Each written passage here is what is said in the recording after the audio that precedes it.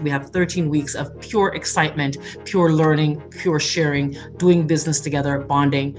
Idea extraction is your bedrock to building a profitable business. Your business has a value, you have worth, and you need to be able to set your price. No matter how great the product is, it has to be marketed. If you have the cure for cancer tomorrow and you don't market it, no lives will be saved.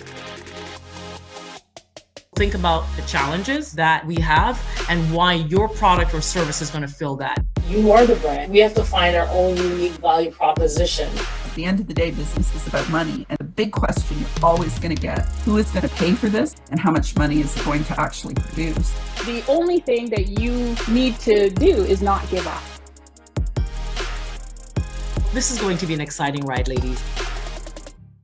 Each and every week when we are in this platform, in this group together, I think about what this means and what it can mean in a larger way for Black women entrepreneurs. Recently, I worked on a project that provides funding to Black youth. So if you are between 18 to 39, my age, through our RBC just announced last week a loan fund that will be funded through Futurepreneur, and we're going to be having them on at some point. That is available to Black entrepreneurs, youth within that age of 18 to 35. So there's a lot of great opportunities. And as you all know, I sit at the table with the federal government Entrepreneurship Loan Fund, and that's coming out in May. And it's important that while we have these opportunities, that in this group, we're setting a path and a stage and a foundation to be absolutely ready, because, there's no such thing as luck. It's preparation meets opportunity. And so the individuals that we bring on, and tonight we have two amazing speakers from Google who's going to talk about data. And again, they say cash is king, and I say data is, even bigger, because if it doesn't get measured, it doesn't get managed. I think that's the expression. But one of the things that I've learned even within our agency is that we made a point of difference when we started to measure our impact of what it means. One of the things that even at the BBPA over the past 3 years that has made a big point of difference for us in the shift around our exposure, even our funding, is specifically about the use of data and how we've managed and how we've measured and how we became intentional about that. So I'm going to talk to you a little bit just before our guest comes on today about my own experiences and how I've used data in my business to advance the work that I've done. So while I pull that up, maybe you can give me some shout outs. I love hearts and thumbs ups and all that stuff, because since we can't see each other for that warm, touchy feeling, how's everybody doing? Good. Good. I see the thumbs up, hands up. All awesome. That's great. And I like hearts as well.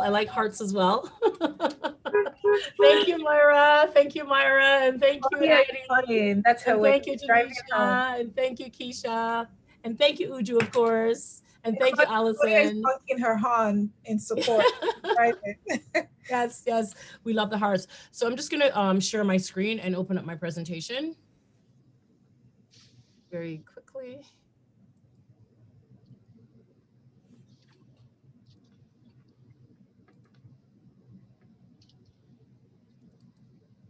I think you can all see my screen now. Yep. I hope you're seeing the right thing, but let me drag this over here.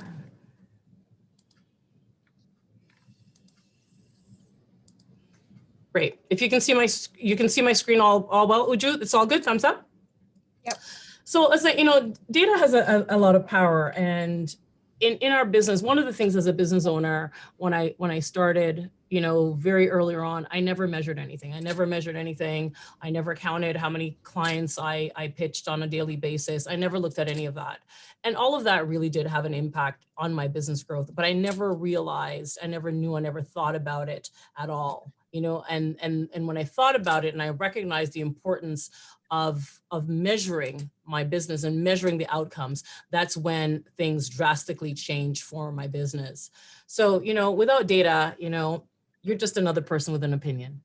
So when I talk about funding for Black women entrepreneurs, and I say 40%, I can say, Black women don't get funding. right? And that's true, or we don't get enough funding. But when I put numbers behind it and I say 40% of Black women who apply for funding get zero, it really paints the picture in a very clear way of what that means in a numbered way. When I talk about venture funding for women, we get 1% of venture funding. It's very clear what that means. And so when we know what that means, then we can find solutions to manage those challenges that we have. Because when we recognize that 1% of women who apply for venture capital gets, the venture capital is only given to 1%, or 40% of Black women who apply for loans gets zero, we can then find solutions. And I did a talk during International Women's Month that talked about other sources of funding for entrepreneurs. But how we were able to find those other sources of funding was by looking at the numbers of success and the numbers of failure. And that's what the data there means. So when we look at data, what is it? What is data? It's facts and statistics collected together for the references of analysis, or it's a collection of facts, such as numbers or words. And it's a measurement, ideally, or an observation, or descriptions of things. So how does data help us? It helps us make better decisions. It helps us solve problems, and it helps us understand performance, which is very, very key. In a lot of work that we do, we talk about KPIs, key performance indicators, and those are all driven by numbers. And of course, with this, it helps us to improve our process. And in my business and in your business, importantly, it helps us to understand our consumers. And so why do we need data? To find new consumers, and maybe even to maintain the current consumers and businesses that we deal with. We increase our customer retention in our agency. For us, it's a big challenge, and it's a big part of our mandate that we must increase customer retention. And how do we do that? We look at what the trends are, we look at what the numbers are, and then we bring in the information to satisfy those areas through the numbers. It helps us to better manage our marketing efforts, especially through the digital side, through social media. And, so tracking social media interaction, that's huge for us. I mean, I don't know how many of you, maybe you can put your hands up or show me your hands. How many of you use your insights on your Instagram, for example? How many of you use your insights?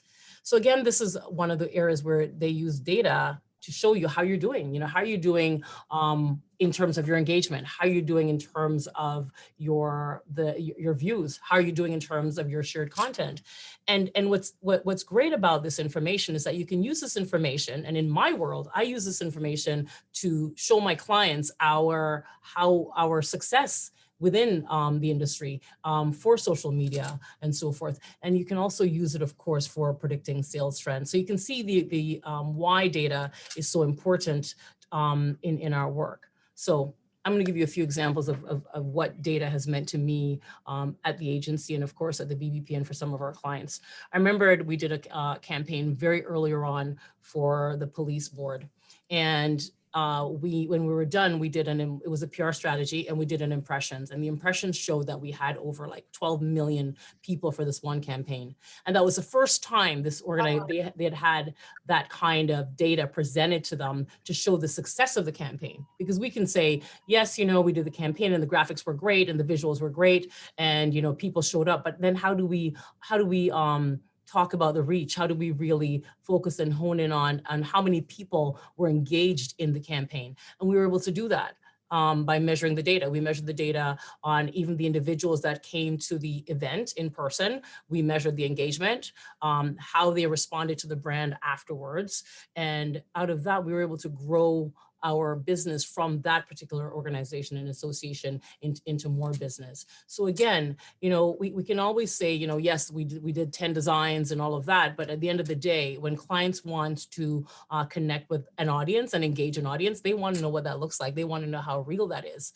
And so that's one of the areas that we use data to drive results in our business. Another one, which led to, part of it led to that $228 million program with the government.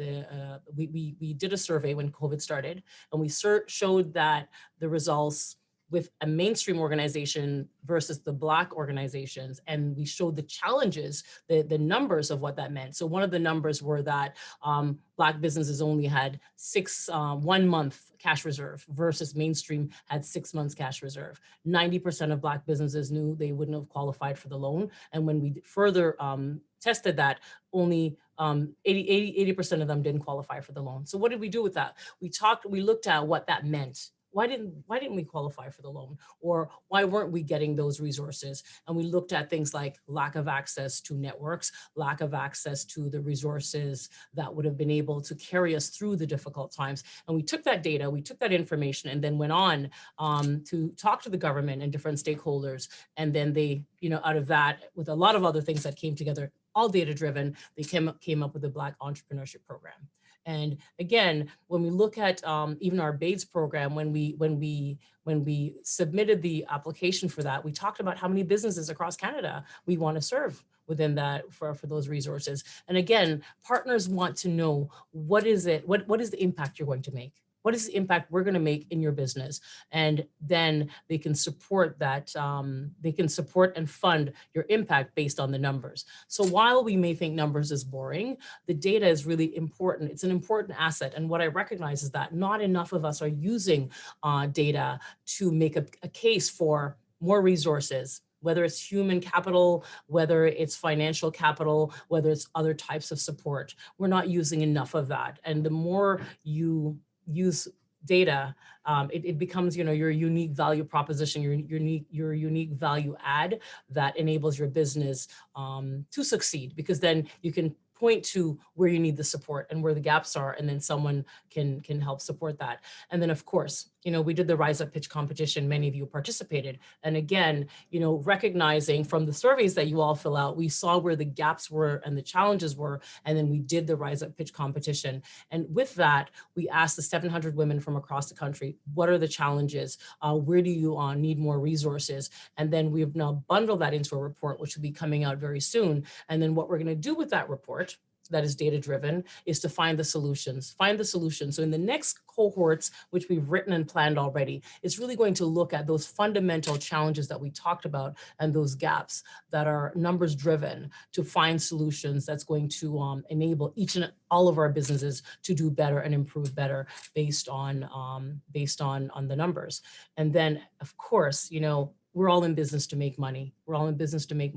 It is the viability of our businesses, and how we're going to do that is to look at even measuring your employees' performance, measuring your sales performance, measuring your client acquisition strategy, all of the way your clients respond to you on social media, the way they engage with your brand. All of that is a valuable asset when you know what that data means and when you're able to measure it. And then also you can monetize it, because a lot of people on social media, they monetize their influence, in their influencer strategy, they monetize their influence, and all of that is driven by numbers. So those are some of the points of importance when you use data to drive your business and your business plan. And of course, you're going to hear now from two experts in the field, the masters of data in their industry, and they will share more with you and hopefully share some tips as well. So this is a great session, and I want to thank you all for coming, and thank to the two speakers as well. And Uju, I'll turn it back over to you. Thank you so much, Nadine. That was such a perfect intro into our conversation today. And like you rightly mentioned, if you can't measure it, you can't manage it. I think it was Peter Drucker who said that.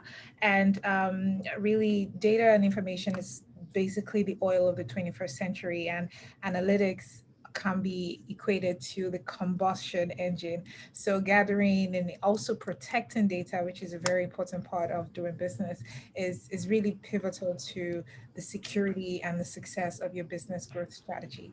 And it's on the back of that I'm going to introduce us to our speakers today. Nandini Ragan, she is the Google Cloud Learning Solutions Lead at Google Canada.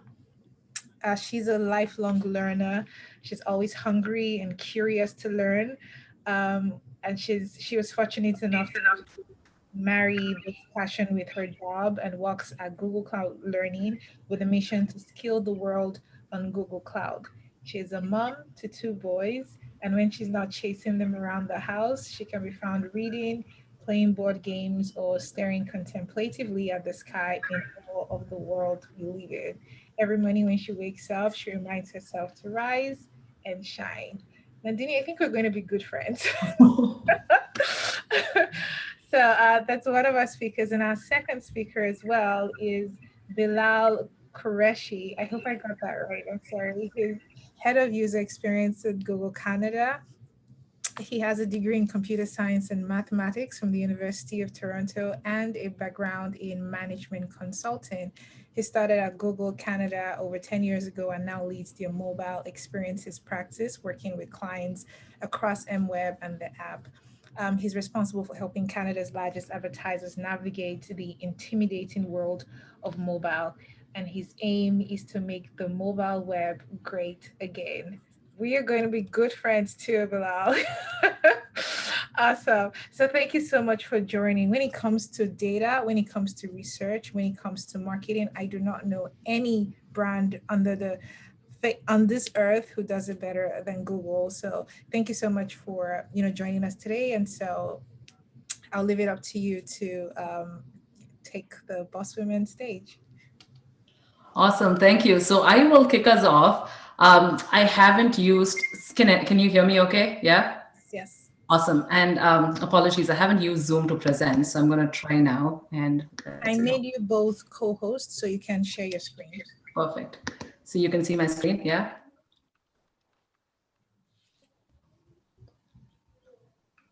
Yeah, we can. Awesome. Okay, perfect. And I can see, okay, I can see you all. You can see my screen? Yeah, okay. Awesome. Okay, so I will jump right in. How much time do I have? Is it possible to enlarge your screen for the presentation? Yes, I will do that. Okay. Right. Yes. Yeah, so you have 30 minutes and I believe Bilal will come right after you. Okay, so let me know when I need to stop. I can't see y'all and I can only see my slides right now. Okay, all right, so I'm gonna jump right in. That's one of my kids outside screaming at me to open the door, which I'm not going to. But okay, so I'll skip the intro. But essentially, I actually recently moved to Toronto, so I've been here for about 6 months now. So I'm from India. I moved to Michigan, where I got my MBA, and then I went to Austin, worked there, started with Google in Austin, and then I moved to Toronto about 6 months ago. And the cold weather and all of that notwithstanding, I've been enjoying it a lot. So like I said, I have 2 boys. I love reading, I love learning, and I love comedy. Yeah, and so when I'm not with my boys, that's kind of what I'm doing with my life. I work at Google Cloud and super excited to be here with you all today. And what I'm actually going to be talking about is, so data, right? Essentially, so okay, when I started off my career, I had a lot of opinions and I took my opinions very seriously, right? And I was like, hey, I have this opinion and therefore my opinion should be real. And I wasn't the strongest, like when it came to backing it up with data and then trying to figure out like what the insight is. But as I went along, I realized and learned the importance of data and deriving insights from data. And now I almost never start anything with just the opinion, right? So I almost try to start with the opinion, but layer on the additional, go up the data value chain, if you will. So I want to demonstrate this with a quick example. And the speaker before me, I'm sorry, I didn't catch your name, but had shared some of what I'm going to talk about. But let me just double click that to even more, right? So this on the left is an example of a data value chain. So at the very bottom of this value chain is an opinion, right? So everyone has an opinion. And opinions are really important and very powerful, like intuition and trying to figure out okay, what is your opinion on something is very important, right? And it has a place, but really the value is as you go up and climb that chain, taking it from opinion to understanding, okay, what is the data behind this opinion and how can I actually measure if this opinion is true or not? And then what is the analysis, right? And what is my insight from here to help inform the action? And you can go from opinion directly to action. But in a quick example, I'll kind of demonstrate how just taking a few steps, right, from opinion to insight can really help drive to the appropriate action. So an example is, let's assume you have, you have a website, right? All of us usually have a website of some sort, and we're selling something there, right? So we notice that we don't generate enough sales through the website. So the opinion is, hey, my website's not generating enough sales. I need to promote this more, right? So you jump straight from your opinion to your action of, I need to promote more. Throw a bunch of dollars into like promoting it and marketing and whatnot.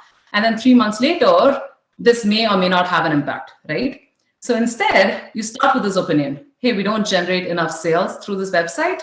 So you start there, and then you back it up with some data, right? So there's Google Analytics and all of these tools that can give you like really quick website analytics and stats, right, on how your website is performing.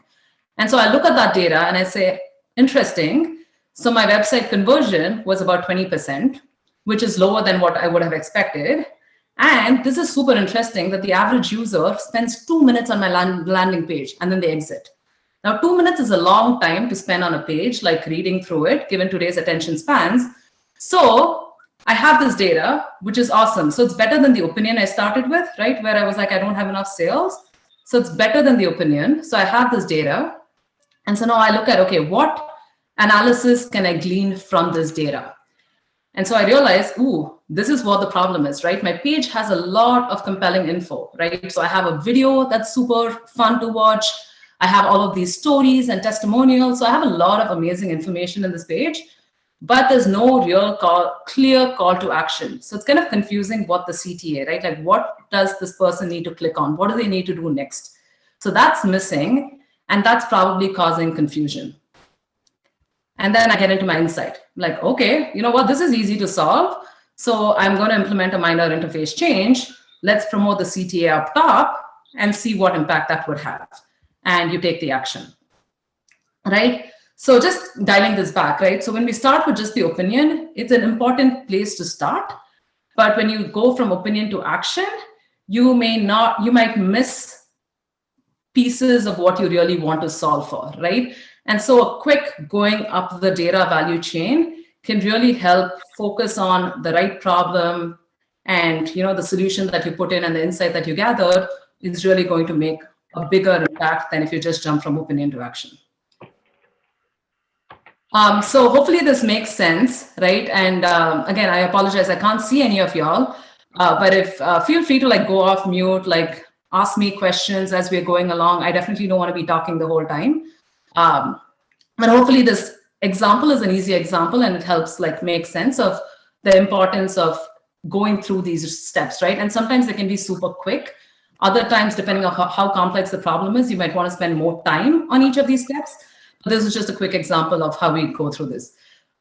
It's hard to do, I'll be honest. Like, I am so opinion driven.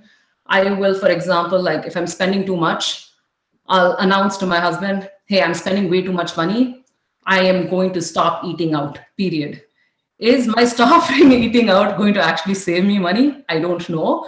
But I jump from opinion to some drastic action like very quickly. And so I constantly have to remind myself to dial it back, take a look at, okay, where am I actually spending money, right? And then you notice that it's actually on not eating out. It's on this other expense that came up last month. And so that helps you take like the appropriate action. All right. So some other really quick examples just to really to hit this home, right? Because I think if this clicks, this solves like half. So the why data is important. This really was what clicked it for me, this kind of thinking. And so I really want to like share that. So this was the example that I shared earlier. So I'm spending too much. I need to shop less, or I need to stop eating out, whatever it is. And then it turns out, based on analysis, that looking at the data, looking at my spending, it's actually my expenses did increase, but it was related to spending on the kids, not so much on myself needing to shop less, right? So now the action I take will actually make an impact, right? Versus just relying on opinion. Another opinion, like creating a website is a great idea, absolutely great idea.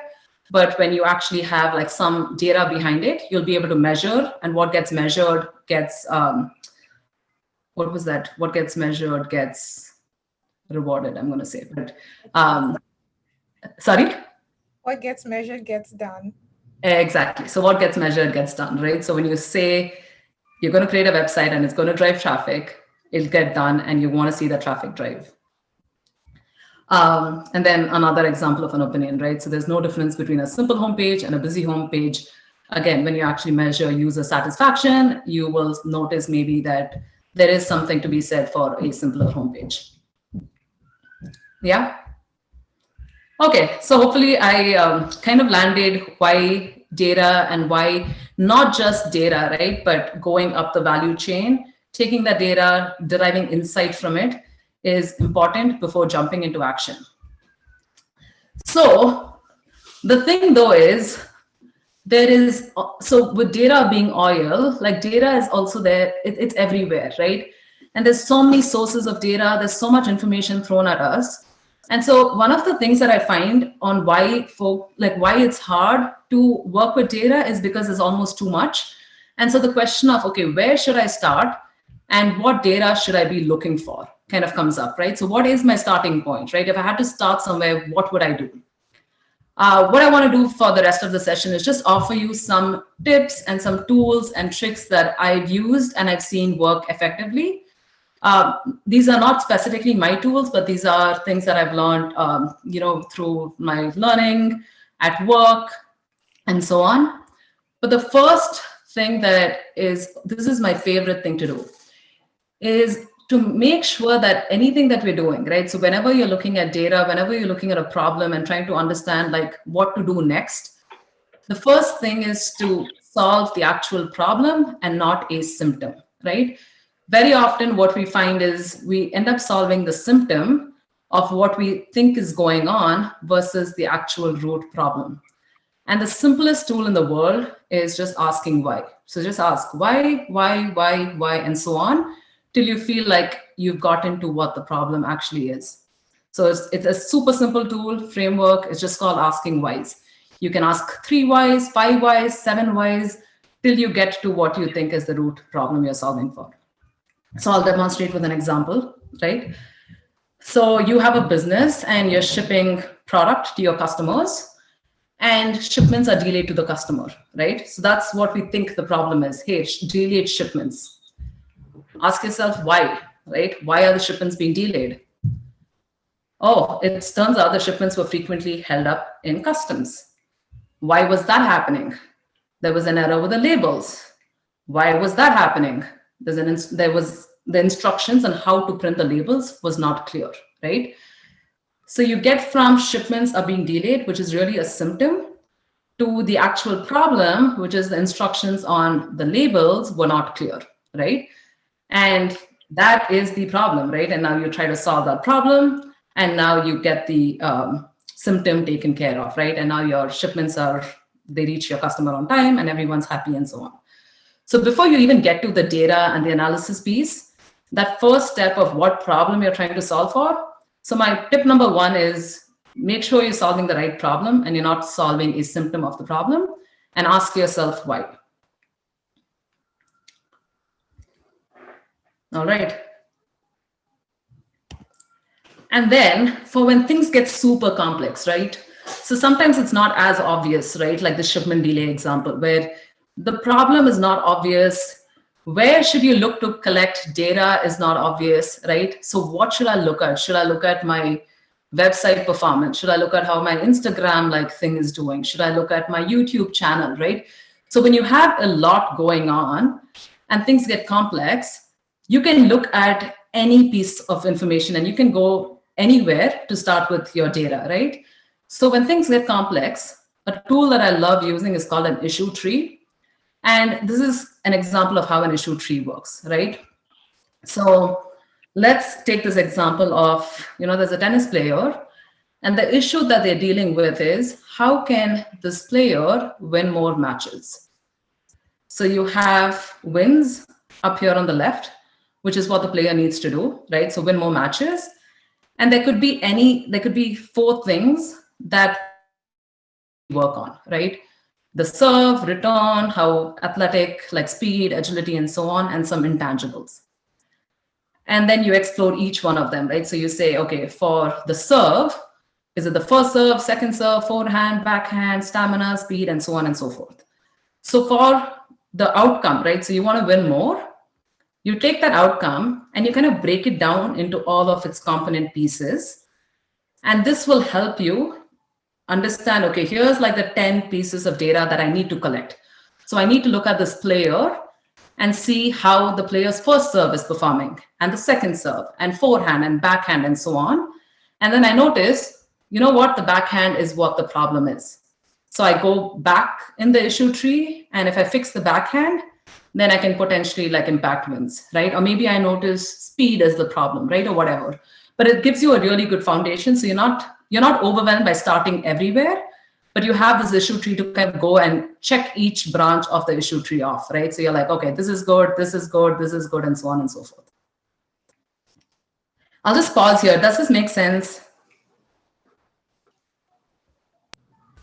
Yes, definitely, it does. Yes. Okay. And please ping, like, if you have any questions, if you want to ping questions in the chat. And Bilal or can I have one of y'all help me, like, just read the questions out aloud? Yeah, Yes, sure thing. definitely. I have access to questions. So when it's time for Q&A, I will just pull them out. Awesome. Perfect. Okay. Can I just ask real quick? So for the first branch, that's the outcome that you want, and then the second branches would be possible solutions or possible. Correct. It could be possible reasons. Yeah, possible solutions. It can be possible causes. And that's the beauty of an issue tree. It's so flexible. You can use it to figure out opportunities and solutions. You can use it to solve a problem. And so each of the branches can be a cause of the problem, but it's very versatile in how you use it. Okay, great. Thank you. Yeah, so an example would be is if you wanted to expand, like increase your market reach, right? You could use an issue tree and say increase market reach. And you can have one branch that says domestic, a branch that says international.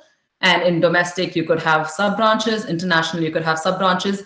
It's very versatile, right? And yeah, you can use it in a variety of different ways. But it really helps, like, take what you want to do and put the structure behind it and then back it up with the data, right? So you're not trying to do everything, but you realize, oh, you know what? This domestic branch has a couple of quick wins. So I want to do domestic expansion first and do international expansion later, right? So it really helps, like, break it down. All right, one more quick example, which is, you know, as a business, how can you increase your profit, right? So using an issue tree, before you go into solutioning or gathering data, take a step back and, okay, if I want to improve my profits, there's two things I can do. I can increase my revenue, or I can reduce my costs, right? Or reduce my expenses. If I look at revenue, there's price. So can I increase how much I sell this for? Can I increase the volume that I sell this for? If I look at my costs, there's product costs, people costs, marketing costs, infrastructure costs. Can I look at all of these different costs, right? And then you basically, like, pull in the data. So if I'm looking at price, I might look at data like, what is my competitor selling their products for, right? What is the market pricing for this specific product? Do I have, you know, room to play around with the pricing, right? So once you have this down, you can look at each of these branches and see which one would make the most sense based on what the data is then telling you. The other really quick thing that I want to highlight here is there's this rule which I love. It's called the 80-20 rule, or the Pareto Principle, which basically is usually like 20% of something will give you 80% of the outcome. Or in other words, like 80% of a problem can be solved with 20% effort, right? But it's the principle is basically like 20%, right? So if you had to pick stuff, if you picked like price and volume, right, 20% of this tree, that will give you most of your impact, right? And so you don't need to solve for 100% of anything ever. So that 80-20 rule is very, very fascinating, and it's so universally applicable. So my kids love like ocean and sea stuff. And so the other day I was reading them this book about like oceans and whatnot, and about animals and things like that. And it's super interesting that 80% of biodiversity in terms of like animals and diversity in animals in the world exists in 20% of your countries, right? So you have, I think, okay, I'm going to be bad here, right? But 80% of your biodiversity exists in 20% of your countries. I was like, wow, that's super fascinating, right? That this Pareto principle actually translates even to our physical world. But I've known it to be true, or like, 15%, 75%, whatever the ratio is.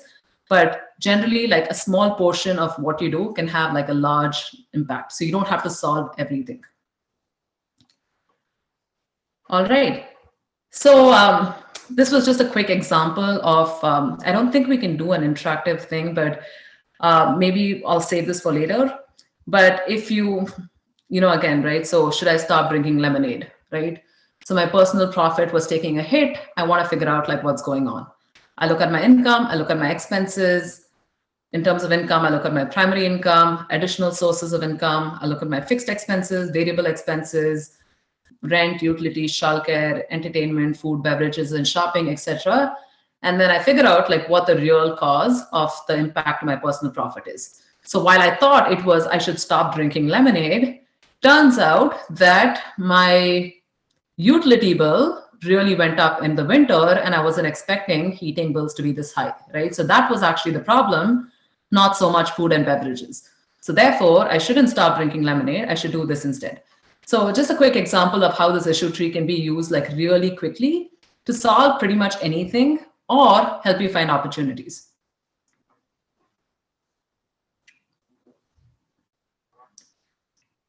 All right. Okay. And then lastly, I just wanted to share with you just a little bit of how I approach problems and how I solve like something that's thorny, again, like personally or professionally.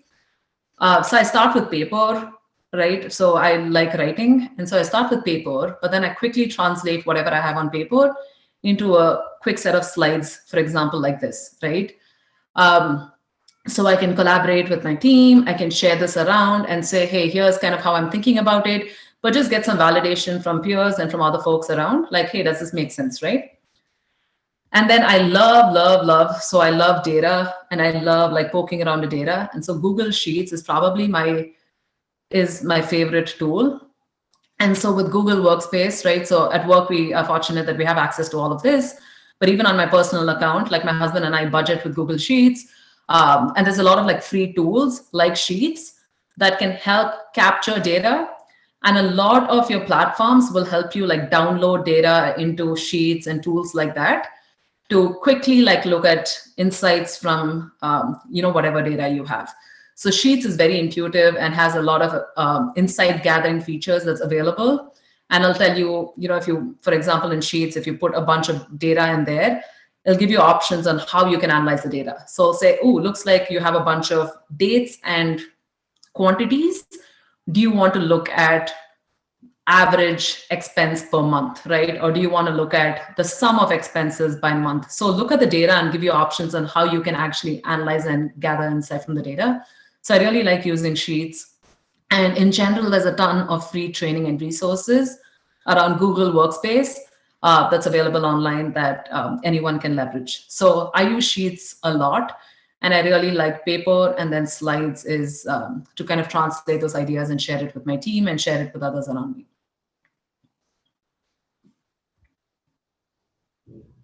All right. And with that, I wanted to leave you all with the 3 takeaways that hopefully came out as I was talking. The first being like, when you think about the value chain, right? You go from opinion to data to analysis, insight, and then decision-making or taking action.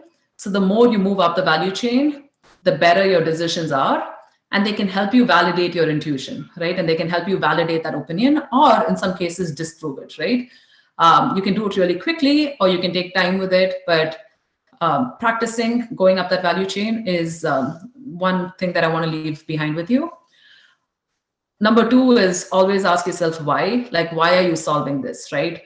What problem are you solving, and why are you solving it, right? Like, ask yourself why, And when you get to the root cause and you get the data, the impact, right, that aha moment, right, of, ooh, that's like the beauty of that aha moment with the problem and the data and the simplicity of doing that is just fantastic, right? So don't solve the symptom, ask yourself why, get to the problem, and then go to the data. And then don't aim for perfection. So like I said, right, 100% is not required. So don't aim for perfection. Start small and develop the muscle, right? So start anywhere, right? But start small, develop the muscle, and don't aim for perfection. Just start. And with that, that is all I had in terms of slides. So I'm going to come back to the room. Okay, on time. How did I do on time? Sorry, I was just like talking to myself the whole time, I felt like. So, okay. He never left you. He'd been in the room the whole time. Okay. And so, ladies, if you have any question, you can either drop it in the chat or you can just raise your hand and I'll call you out and ask.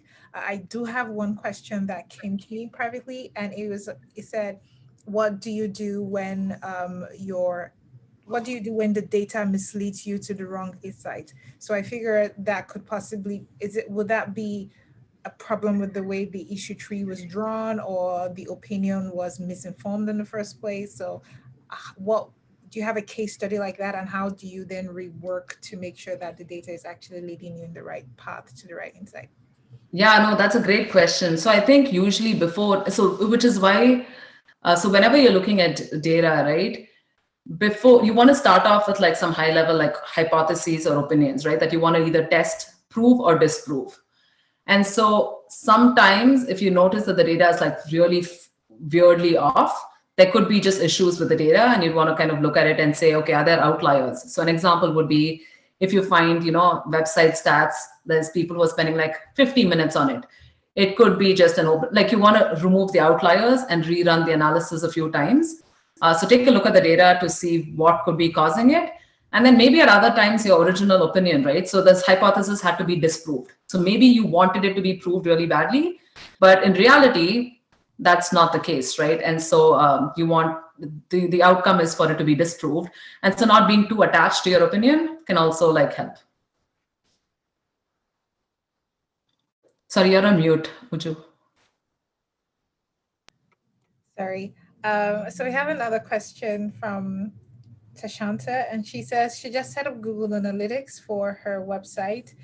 Do you have any suggestion for getting started on how we can use this data to help us create insights from these courses or blogs you recommend? Absolutely. I'm actually going to punt that over to Bilal. Can I have you take that question, please? Thank you. Yeah, no worries. Yeah. There's a ton of resources. I would even just recommend jumping on YouTube. It's easy. I even do it myself. Just jumping on YouTube and Googling or YouTubing, if that's a word, how to use Google Analytics for my site, for my website. And there'll be a nice tutorial that'll actually walk you through that process. And you can kind of open up the screen or open up a second screen and follow step by step as that person kind of walks through how to navigate it. I find that for me works really well because I'm a visual learner and I like to see things. Otherwise, there's tons of documentation on Think with Google or on our analytics site that I recommend, and also some trainings, free trainings that you can take that will walk you through kind of part 1, all the way through part 10 of everything you need to know to sort of optimize your site. So tons of resources. I would jump on YouTube as a first step though. Awesome, thanks. And I think you just put in a few other resources. Think with Google. I find that that's such a wealth of resources, quite a number of things you can learn from that mini blog. So thank you. Do we have any other questions? I'm just going through the chat to see if we have any other questions. But if not, we can just... Yeah, I'd like to know how a company can monetize their data. Like, how can I make money off of my client database or whatever other data I acquire?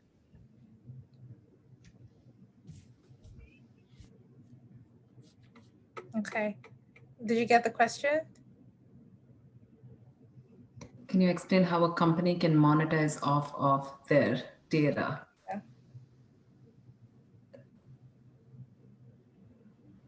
So without knowing, so just at the top of my head, right? And apologies, like so this might not be the entire answer, but I will offer an opinion, and then Bilal, like I would love for you to jump in as well. But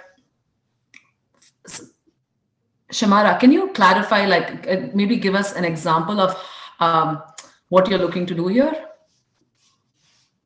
Okay, so I'm in a like personal care service business, and I have heard or read some things about companies kind of monetizing their client database.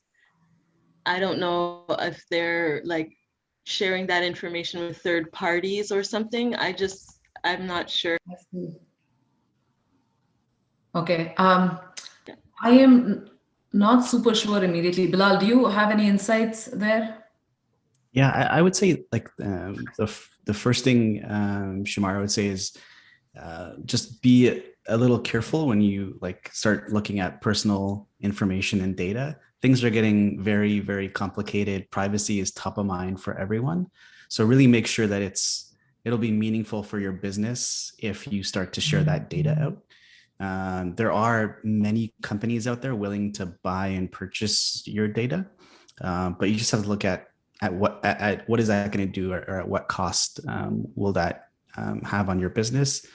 If someone who's a regular customer starts getting robocalls, or they start getting spam email or some sort of thing they're not expecting, then they might come back to you. If you don't have the proper legal information on your site, if you don't have the proper legal information when they're buying things from you that says something around like third-party liability, or you're going to be sharing this data out, I just be cautious with it. And like depending on how large this data set is, it may not even be worth you kind of selling it at this point. Yeah. Okay, thank you. I just was curious about that because, just it seemed like another stream of income for a company possibly. So yeah. For sure. Thank you. Yeah. Can I just add to that? Sure. Yeah. Yep. So, and take it with a grain of salt. But what they've done in the past is they aggregate mail lists. So anytime you share your email addresses with, larger companies, they gather all of that email information. So that's one way you can sell email addresses, especially if, there's usually a long agreement that you sign, and like if you're updating your phone and you automatically check off agree, because it's like way too long for anybody to ever go through, and you can't understand 98% of it anyways. And so you check off agree, but typically you're agreeing to them doing something with your information. Or sometimes Windows will put up that little pop-up that says, can we use your data or can we monitor your computer or share it with Microsoft or whoever. And as long as you say okay, that information can go anywhere, because it's a huge company, and usually it goes to like a third party person. But for you personally, as a small business owner, it is what everyone else is saying. Basically, you got to be careful when you collect data from your customers and clients, because unless they agree to share that data, that is confidential information. So if they sign off saying yes, you can, like, say, use my testimonial on your site, then you're really not supposed to use it. But that in itself is a consent when they say, yeah, go ahead. I don't know if that helped. Yeah, I just wanted to weigh in one area where companies can monetize their data. So for example, we have an extensive media list. That media list is worth a lot. How do we know it's worth a lot? It's curated over many years. It's very specific. So when we have a client, for example, that wants PR placement, how we monetize that media list is we charge them a fee to use that list. to their particular targeted campaign. We don't necessarily sell that to someone because the relationship we have are all the people on that list. And our responsibility is to protect that data. And so that's I don't know if that answers your question, but that's one of the ways.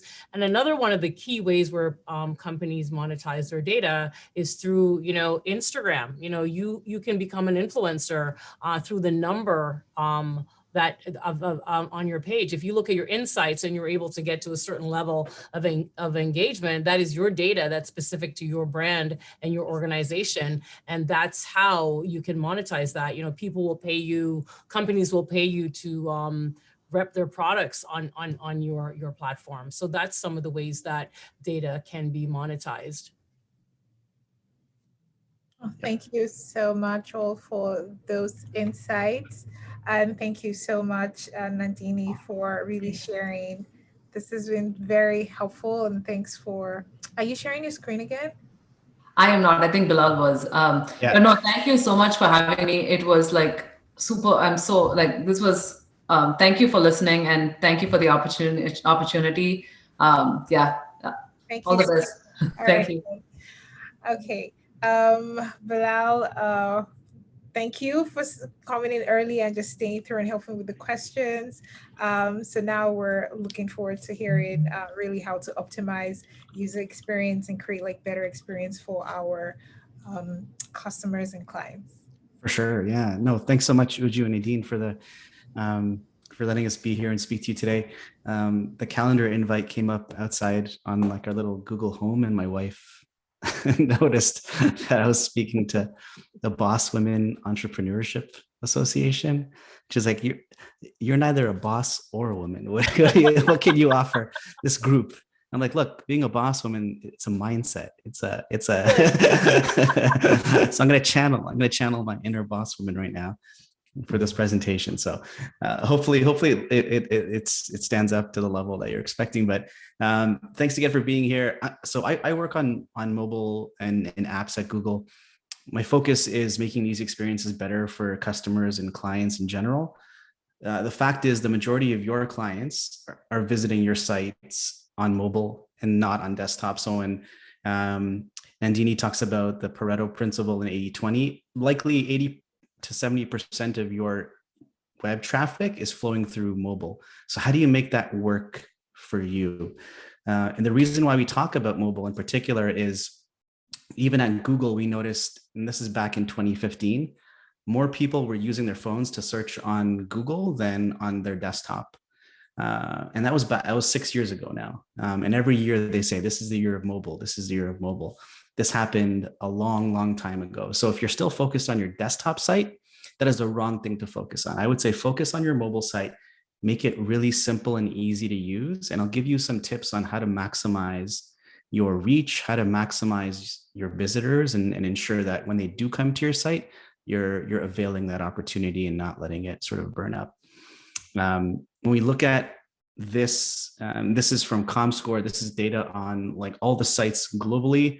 That light blue line is when mobile sales pass desktop sales. So more people, this is surprising, again, even as early as 2014, started buying more on mobile than on desktop. So 3-4 years ago, we still had customers at Google who would say, no one buys an expensive suit on Google. No one buys an expensive suit on their mobile phone. No one will buy an air conditioner on their mobile phone. It's all desktop. And then Tesla comes along, and now you can fully buy a $100,000 vehicle directly from your mobile phone in a few clicks. So things have changed, right? The likelihood that they're going to find your business, the first experience they're going to have is going to be on their mobile device. So how do you make that really impactful and powerful for you? I'm going to ask the group here, does anyone know what this screen is or recognize it? I can't even guess. It's like, so you think you can dance? So you think it looks like, so yeah. American Idol, or yeah. It looks like K-pop. Something K-pop, like something. Rocket. Someone said Alibaba. Alibaba, yes. So I think Uju got it. So this is what they call Singles Day in China. Every year this happens in China on November 11th. So 1/1/1/1, November 11th. They call it Singles Day because it's a day where Chinese singles buy things for themselves. My wife calls this every day. And so it's a great day. It's a day when there are millions and millions of transactions happening. 95% of these transactions are happening on a mobile device. Last year, in a single 24-hour period, people spent $75 billion through mobile in a single 24-hour period. If you think about RBC, Canada's largest bank, RBC will do $50 billion for the year. Alibaba did what RBC does in 1 year, they did in a single day. And it was the majority of those transactions happened on a mobile device. And so it's super, super critical. If you take anything from this talk, it's that really focus on your experience on mobile. You don't have to be a developer. You don't have to pay a developer thousands of dollars to customize your site. There are already tools like Shopify and Wix and all of these website building tools that you can use and use some principles that maybe I'll share with you today. I'll go through a live sort of audit of what we look at, but really look at how you can maximize your reach on mobile like Alibaba does every day on November 11th.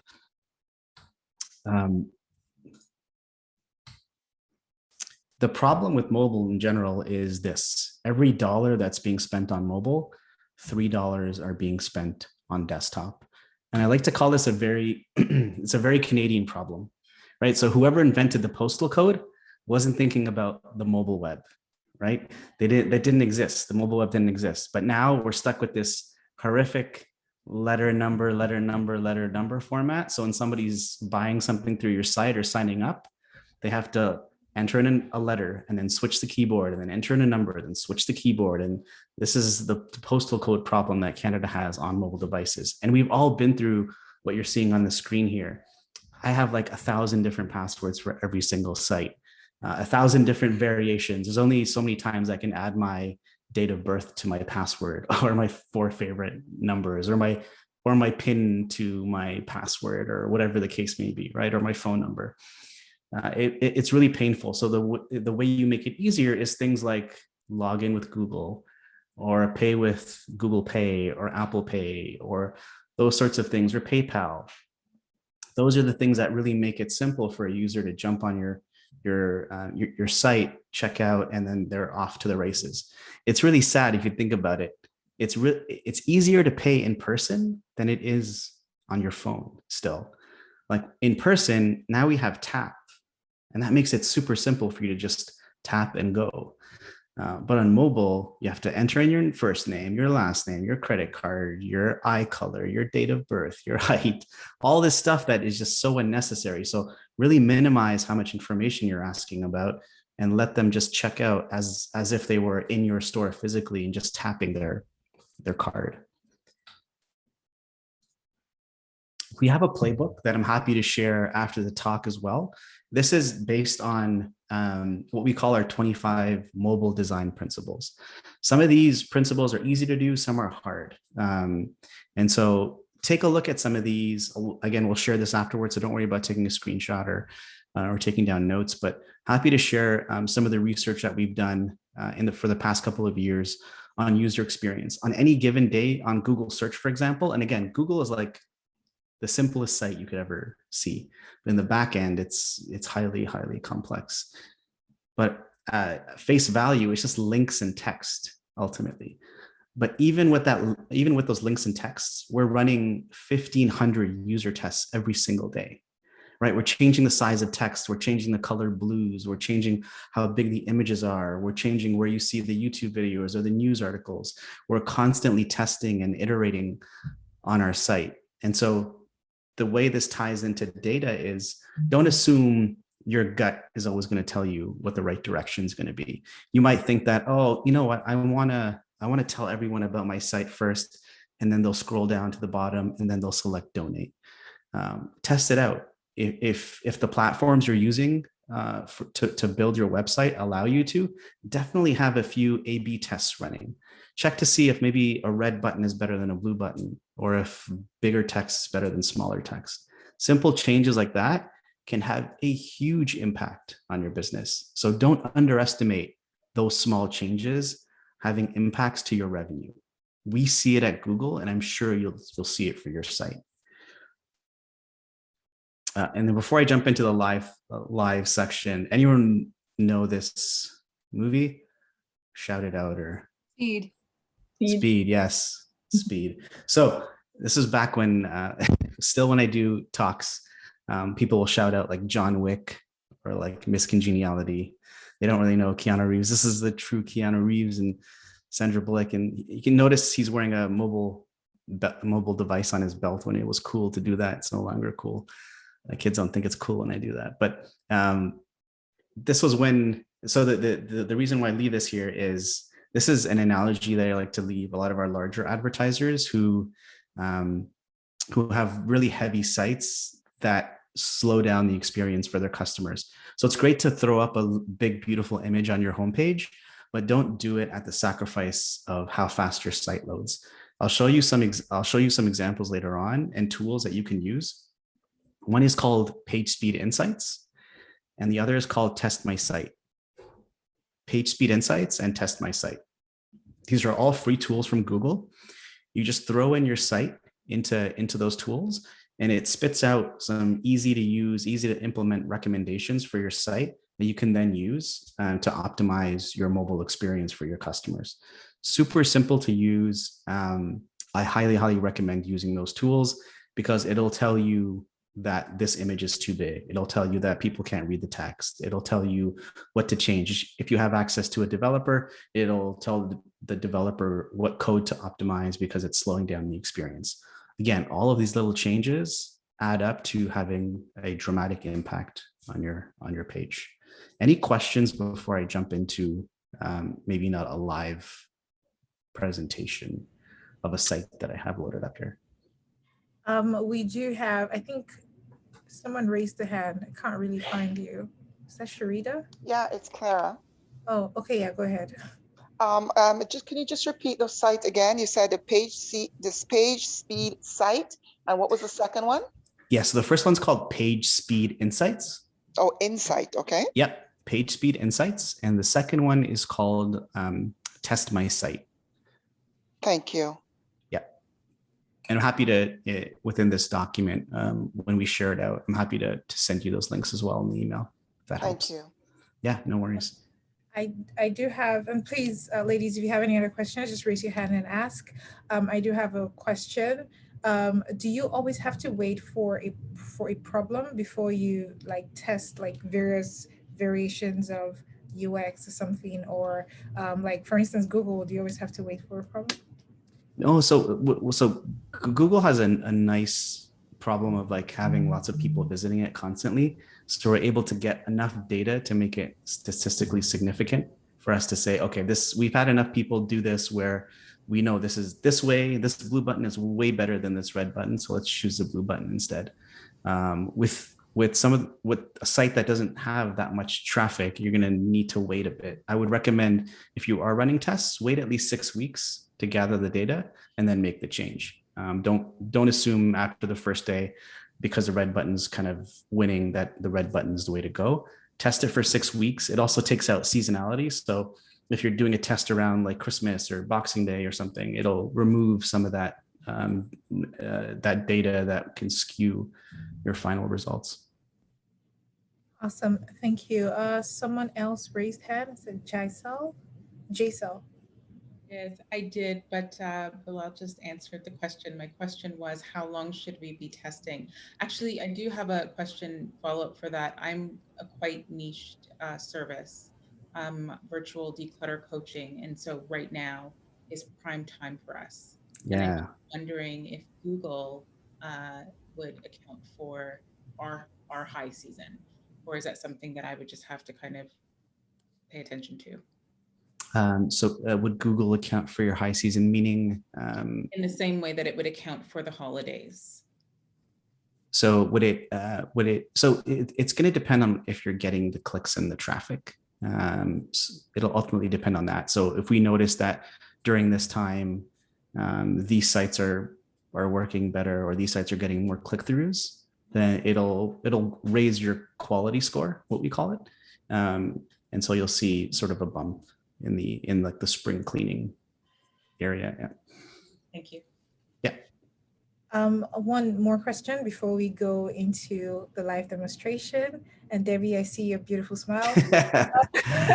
I was just gonna ask, in terms of, and I know you listed, that spectrum, and there were like 25 different things to optimize user experience, but quite a number of businesses in our communities are small businesses, right? And so some of the CEOs are also their UX designer, their web designer, their accountants, and all of that.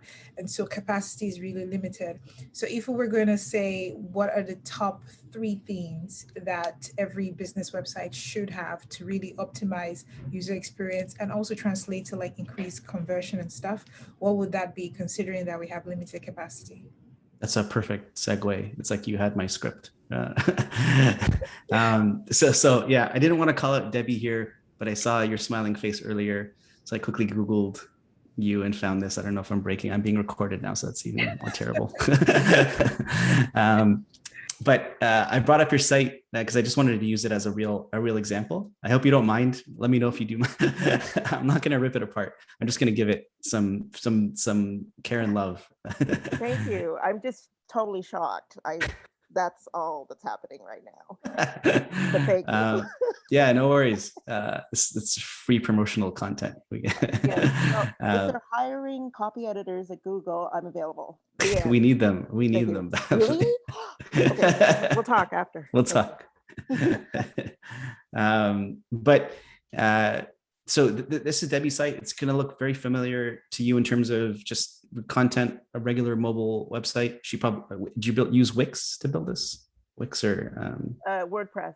WordPress, perfect. So WordPress, Wix, Shopify, they're all going to give you the ability to make a mobile responsive site. The reason why I'm focusing on mobile here is because the likelihood that people are going to visit Debbie's site on mobile is very high. And so the 2 things I would say any site should have: a strong call to action and a strong value proposition. A strong call to action and a strong value proposition. So if I'm looking on the site right now, again, Debbie the editor, the strong call to action, it'd be great to have something like contact me now. A big purple button right in the middle where I don't need to wait. I just click it, it opens up email, and I'm able to send Debbie an email saying, hey, I have some work that I'd like to get done. What's the process here? So that would be a great thing, because users don't like to just endlessly have to do this and start scrolling, right? Now I've lost the picture, I've lost some of the other important information. Now I'm at the bottom and I'm like, okay, now I'll go to the next site. So having a strong value proposition, think of scrolling as like the 5th page of Google search. Who has been to the 5th page of Google search in the last like 10 years?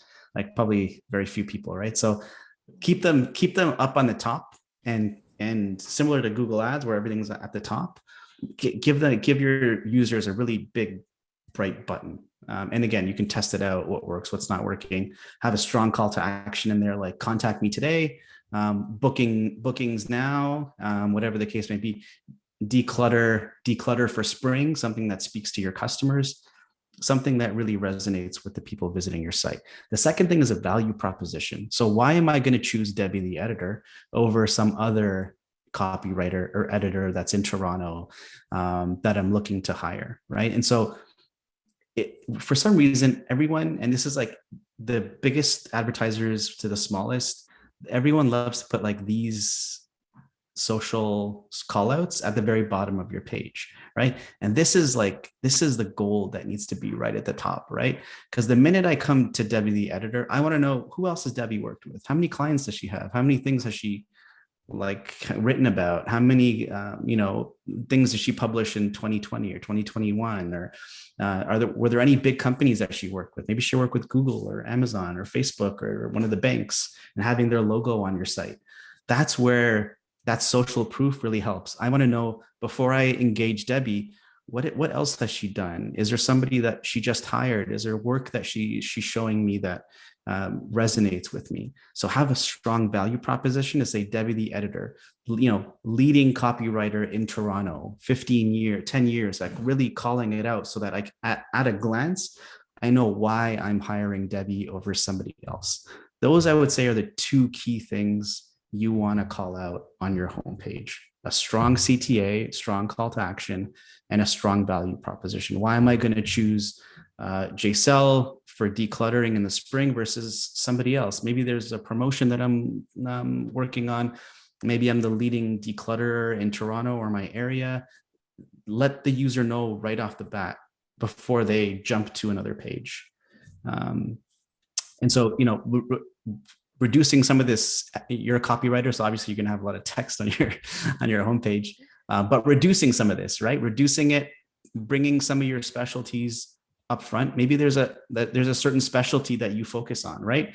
Calling it up to the top. Maybe there's a focus on like LGBTQ to us. I see in the background, like the subtle, like the colors in your flowers, right? It's a subtlety that I pick up, but I don't know if everyone else will pick that up, but call it out, right? And so like little changes like that, where you can really maximize your reach. That would be sort of concluding, or to Uju's point, what would be the 2 or 3 things? I would say those would be the biggest things I would focus on. Image, strong call to action, and a value proposition. Thank you so much. Do you think also a button to my portfolio page is an idea? Because you don't know that I have a portfolio page on when you're on mobile, unless you do that, right? Or click the pull down. For sure. Yeah. So like maybe it's 2 buttons or 3 buttons. Maybe it's contact me now, see my work, or see my recent work, right? People want to always, when you're reading reviews, maybe it's about reviews. Maybe it's a Google review repository that you've collected. Those really resonate with people, right? Before my wife books anything to go anywhere, she has to like read 1,000 reviews. And if it's not like 4 stars or plus, then she's not going to buy it, right? And so like let the users know that, JCell down the road chose me for her decluttering. Clara chose me, Amelie chose me, or Janet chose me. People love to know that others have done it, and I'm not going to take a big risk by doing it. And so let them know that. Don't be afraid. And just to say that if some people are thinking, why should I choose Debbie? Or somebody says, go to Debbie the Editor website. My picture, I'm so glad you picked up on the colors of their cactuses in the background. But yeah, you're right. I guess some people wouldn't know what I'm saying there. But just the fact that my picture is there and that the woman in the picture is a Black woman, and then, with the queer colors in the background. And I also state, under my specialty areas, LGBTQ is one of them. But I have noticed an increase in work during the pandemic. And since the murder of George Floyd, sadly, but also, God, I'm going to start to cry. Because people, when they come to my site, they see that I'm a Black woman, right? They see that I'm Black and they see that I'm a woman. And the publishing industry is starting to, look at, who's in there sort of on their roster of freelancers, and they've been expanding. I just got a book from a major publisher, and I've been kind of chasing them in the last couple of years and wasn't getting anywhere. And then all of a sudden they're like, hey, we found you on this database of diverse freelancers. Found me there. So that's what I have to say about my picture, having my picture there. Of course. That within this specific industry. Yeah, I love it. I think it's a great picture. I like the subtlety of that. Like, I'm not obsessed, I'm an editor. Little call out there. And also some of the books, certain other editors in the industry know what these books are, but the one on the very bottom, it's called Black Writers Matter. Nice. So if you, if you have time, who has time to look at all the things that are in the picture? Yes, it's quite fun. In fact, it's a game. Yeah, absolutely. Okay, thanks. But no, thanks for being a good sport, letting me kind of showcase your site here. And best of luck. Yeah. I think I think you're awesome, and you're gonna be successful in the future. So just throw that button on there. And maybe I'll send you my link when I make the change. Yes, please do. Yeah. Okay. Yeah. Fantastic. I love it. I think we have another hand raised. For some reason, I can't see it, but I see the notification when people raise their hands, but I can't see who raised them. So if you raise your hand, just unmute yourself and just ask.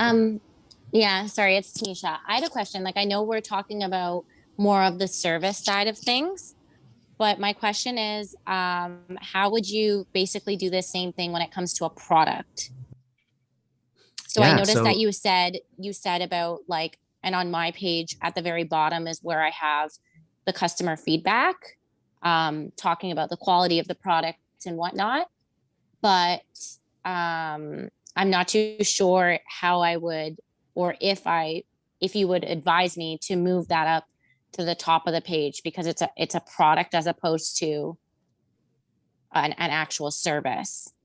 I can give you like the link to my website if that kind of makes it easier to understand what I'm talking about. Yeah, for sure. How about yeah, for sure. Do you want to give me the link or the URL? Yeah, so the URL is www.loveyourfitapparel.ca.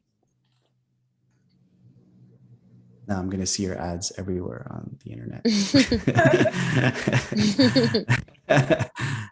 Okay, perfect. So, and then you said on the very bottom is where you're going to have the testimonials, right? So these are the testimonials that I kind of did, and I did them in a format of like a phone.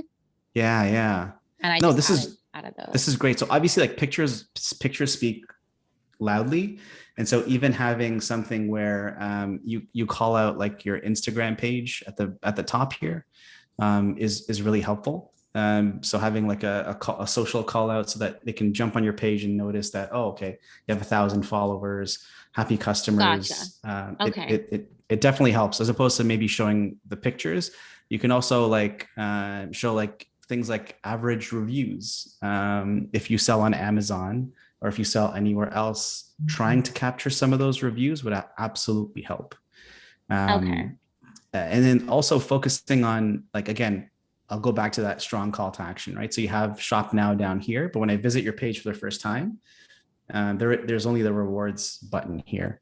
So pushing this shop now button up to the top here, right in the middle here, so that I'm able to just jump into the process right away. To shop right away. Okay. Exactly. And then you can also do things like shop now and save 10%, or shop sale if you're calling. I know I have a pop-up that actually just came up that you exited, and it basically was if you subscribe to my newsletter, you can receive off of your first purchase. Like you can get a discount off your first. You exited it though when it first. Do you notice how quickly I exited? Yeah, you exited that really fast. I was like, oh, okay, cool.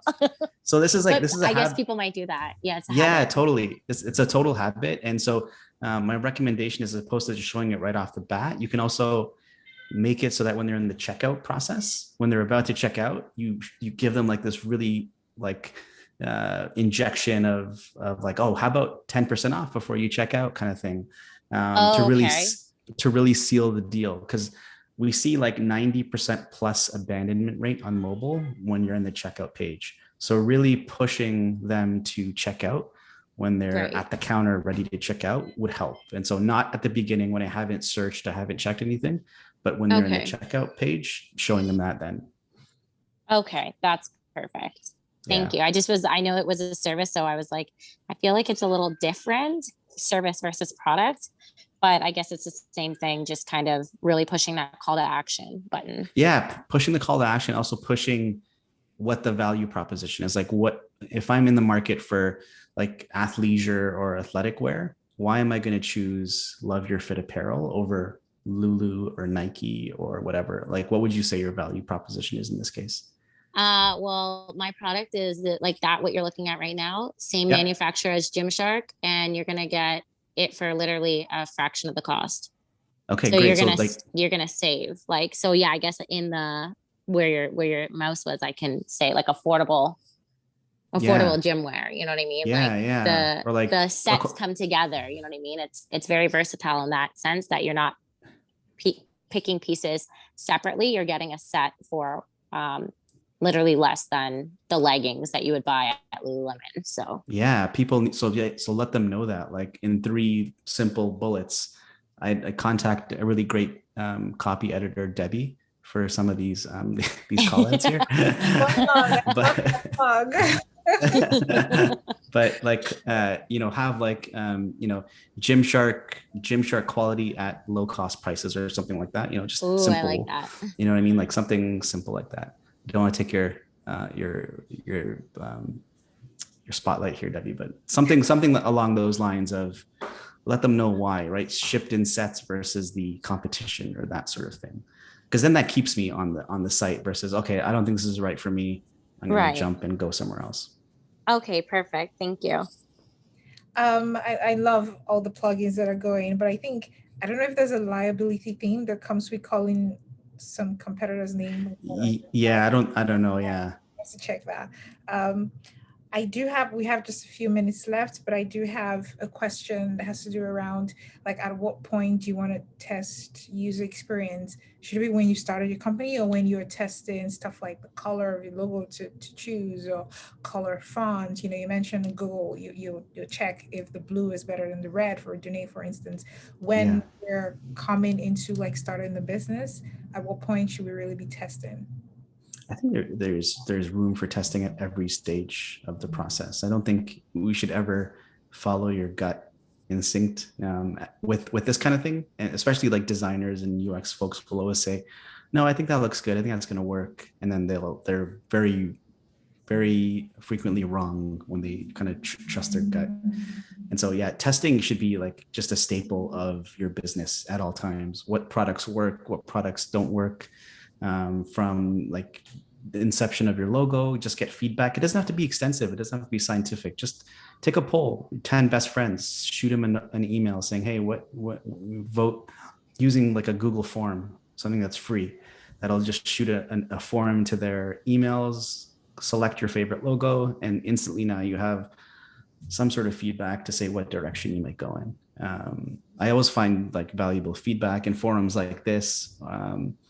And so you have how many people on this call right now, like 75 or 80 plus people on this call. Now you have an amazing network of people on this call, even just using your own group as a way to test things out. Amazing. We have a question here. It says, is it good to have a chat bot included on your website? So chat box, and also I would also add chat bots as well. Just Yeah, so chatbots are one of those things where it can slow down the experience of your site. So again, going back to that speed analogy, there's JavaScript and it can be code heavy. So don't throw the chatbot up right away. If you're going to have a chatbot on your site, do it when or load it up when they're in a really critical part of your site. So let's say they're on Giselle's site and they're like signing up for like decluttering services in May. And they're like, oh, I don't know if I need it or not. It's only a few closets. Do I really need to use her, or can I do it myself, or whatever? That's when Giselle comes in, chatbot pops up and says, hey, notice you're contemplating about decluttering. Do you know 90% of people struggle with this? We have 100% customer satisfaction, blah, blah, blah, blah, blah. So like really being mindful and contextual when you're talking about chatbots, and really really focusing on that customer journey and showing it when it really matters, and not when you jump on a site and instantly they say, hey, how do you like our site? Everyone just X's out of that experience right away. But being really mindful of when you use that chatbot, I think can be very, very powerful. So if you have the option to use it in those critical customer points, as opposed to just showing it right off the bat. fantastic. Thank you. I'm just checking to see if we have any further questions. I don't think we have any other one in the chat, but ladies, if you have any, you can just raise your hand. I think we can take one more question before we call it a night and let Bilal go. I have a question. Go ahead, Patricia. Okay, so I've been this is a general statement, but I've been attending these sessions for a while now, and there's a lot of valuable information, but I'm really thinking I'm not that tech savvy, and I want to be able to work in my business. Oh, sorry, I want to be able to work on the business, not necessarily in the business.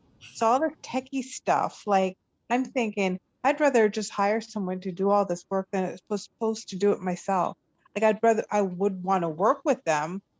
So what's your thoughts on that? I think there's another great plug for Brand EQ here. They're a great agency that can that can likely do some of this work for you.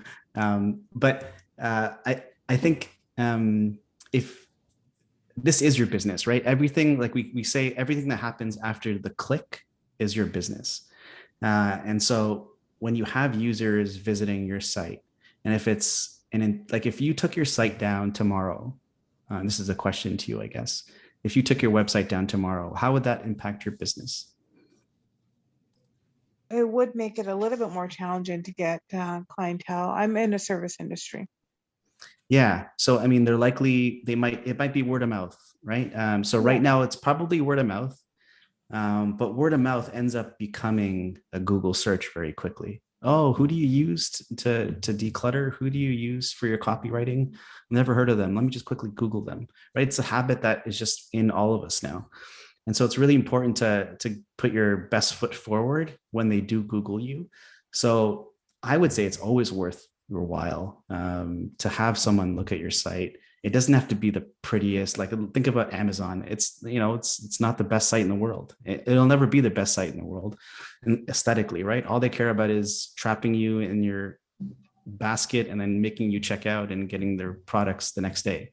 They don't really care about how it looks. And so really making your site easy to use. And if that means hiring an agency to do it, or hiring your friend or a developer or a student to help you with the site, absolutely do it. I think it's an integral part of your business. And it's the way kind of business is being run, especially in this sort of COVID world that we live in today. Thank you for that input. And I totally agree with you about even word of mouth, going back to, double check and Google. I honestly don't know what the world was like before Google. Like when I go through, setting up, doing my projects and writing my paper, I'm like, how could I have done this if there was no search? Anyway, so, and also Patricia, Cara Designs is available to help you through the nitty gritty of setting you up. So yes, you don't have to look too far. We're a whole resource in here. Thank you. Okay. So on that note, there's one more question. What was the third point on the website? Janet, can you specify? I don't know what you're referring to. Are you there, Janet? Yes, I'm here.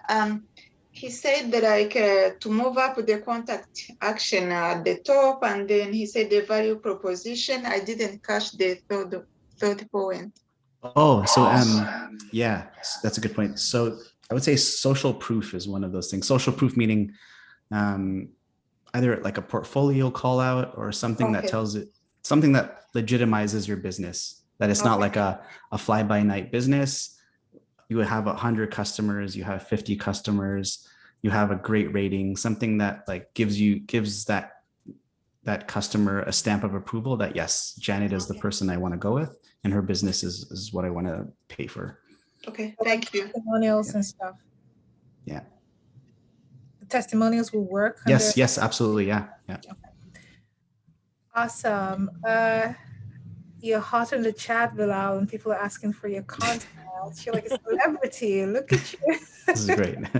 We also have Amelie. We also have my colleague Amelie on the chat as well, who's like a guru on search and Google search and all things search. So I'm happy to also have her here. So if you have any search questions and stuff, feel free to throw those in. Awesome. Yeah, I've been silently listening in, but I feel like Bilal has got it all covered. So. Amazing. I feel like because we're almost at time, I feel like we should have you again. Definitely. Would love it. Would love it. Yeah. have a couple of comments saying we should have you back. We should have you guys back. So yes, we do. This program is a 13-week long program, and we're like almost at the end of it. We have just 2 weeks. Imagine just 2 more weeks, but we're going to start up another cohort. So we'll do our research and see what we can add and what we can improve, and then start another cohort in, I believe that's May. We're still drafting out the skeleton for that. I have the schedule, Uju. We can actually have them back in, and I'd love to hear you as well. Your colleague Emily. We have July 20th. July 20th. Thank you. Great. We'll be having popsicles and all those goodies. Yes. So we're starting another cohort. I think that will be our 4th cohort. Look at us, like already. Yeah. Wow, that's crazy. So would love to have you back again. Bilal, you, Amelia, and also Nandini. This has been really helpful, really impactful. And thanks for taking all of our questions and just giving your time this evening. I know it was under short notice, so thank you so much. No worries at all. Thanks for having us. Awesome. Ladies, thank you so much for another beautiful and practical and also engaging session. Thank you for giving your time to us. And we have 2 more sessions. So next week we're going to be talking about, I believe it's especially focused on the service industry. So because I know there's usually a lot of focus on businesses that have products. And so next week we're really going to be doing a lot of deep dive into some of these questions for service-based businesses. And so we have phenomenal speakers that are coming to, share their social proof, as well as share how they've been able to scale up their business as a service provider. So that's for next week. And then we have 1 more week in April. So I'm looking forward to having you all invite other people as well to join. And I look forward to seeing you next week. Have a lovely evening, everyone. Yeah, thank you everyone. Have a great evening. Thank you. Bye. Bye. Well. Bye. You guys are awesome. Thank you. You too. Thank you. Bye. Bye. Thank you. Oh, someone is asking Tira.